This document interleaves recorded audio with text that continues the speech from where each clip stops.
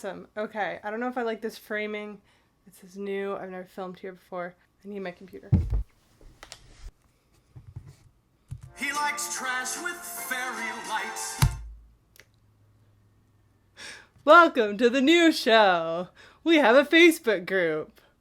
What am I doing even? I don't know. Calling yourself trash, calling someone else trash. There's debates in the fandom communities as to whether or not they want to embrace that term. It's usually meant as someone who's bigger than like a super fan. They're trash, and then beyond trash is stan for like the super fans. But I digress. Trash in this sense is just meant as a light, self-deprecating silliness.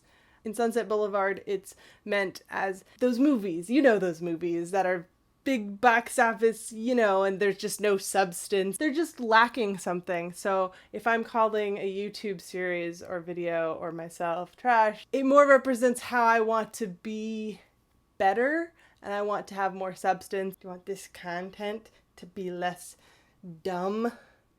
But entertainment has its value. And fairy lights, though in Sunset Boulevard are a negative thing, here they can be positive. Fairy lights. Why does every YouTuber, every other video almost in my subscription feed feature fairy lights as a part of the decor, as a part of the set design, if you will? Why? Because everybody else is doing it? If the only reason you're doing it is because everyone else is doing it, and it's a trend, it's a thing, you gotta do the latest challenge or thing, and it's just stop. And sure, maybe some people do it because they see their favorite YouTubers do it. So they put it up, and they feel a part of the community, a part of the vlogging world that does these things, and it makes them feel good. And that's totally fine. But I think there's also a more technical reason why fairy lights are growing in popularity, at least among the channels I watch. I don't know, maybe your subscription feed is entirely different than mine. But among my sort of genre of YouTube, my little corner of YouTube that I frequent, this is really popular. And I think it's because of composition.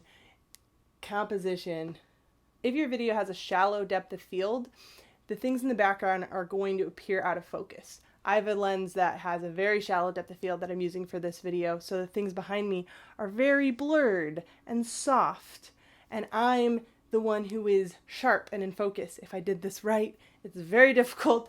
I use this as a stand-in to focus the lens before I step in because I cannot reach the camera. It is very far away. Luckily, I have a microphone right by me so that you can hear me. Hello, hi, hello. Background is closer to me than the camera. Ideally, I'd want it even further back, but my apartment's just not that wide. So why put lights in the background of a video with a shallow depth of field? It looks good. Those lights blurred has a very nice aesthetic, appealing appearance to it.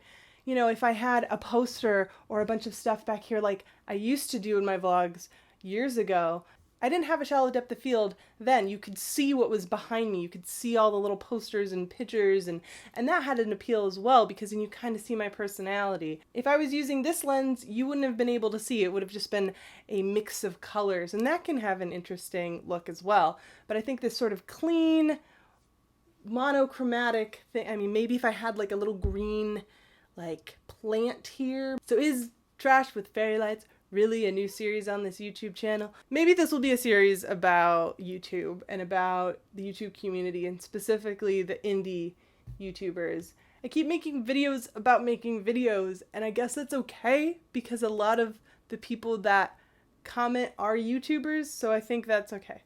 Welcome. It's gotten hotter in the course of making this video. I'm starting to sweat, and it's not like a good look.